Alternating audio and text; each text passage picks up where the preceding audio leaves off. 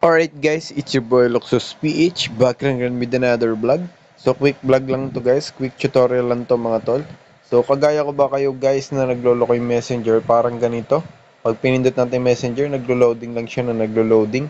At hindi nag-a-appear yung mga messages natin dito sa ating messenger. So may nakalagay pang waiting for network, so ibig sabihin nagloloko siya. As you can see guys, naka-wifi naman tayo at punong-puno pa yung signal natin pero walang signal at waiting for network, nagkakaganto siya. So kahit iganto natin mga tol, wala pa rin. Subukan ulit natin. So wala pa rin guys, no? So subukan natin yung ganitong trick, napakadali lang. Diinan mo lang yung messenger mo at hanapin mo yung app info. Ayan. So hanapin mo yung storage and cache. Cache ba o cache? Okay ba naman yan? So click mo yan guys. At hanapin mo yung itong clear cache lang. So, click mo to.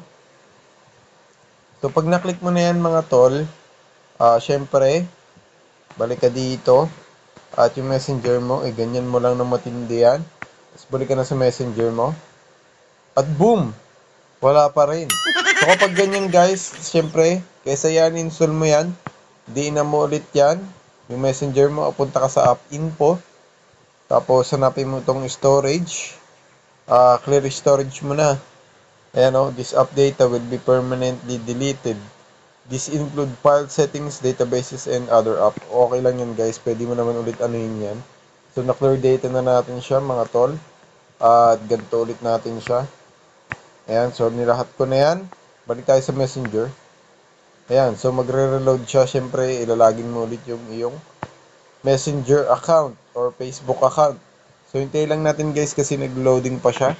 So, as you can see guys, lumabas na yung pagmumukha natin dito, no? So, click lang natin itong save.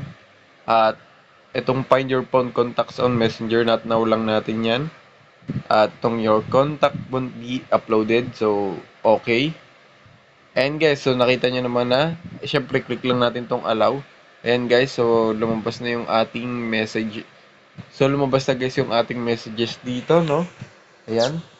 So, hintay-hintay lang natin magiging okay na yan. As you can see guys, nakikita na siya. Pero, i-blurred ko na lang yan for privacy purposes na rin. Syempre, ayun o. Okay na mga tol. So, ganun lang kasimple. Like, comment, share, and subscribe. And follow for more video.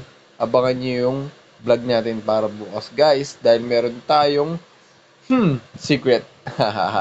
Let's go. Road to 900 subscriber na tayo. Baka naman.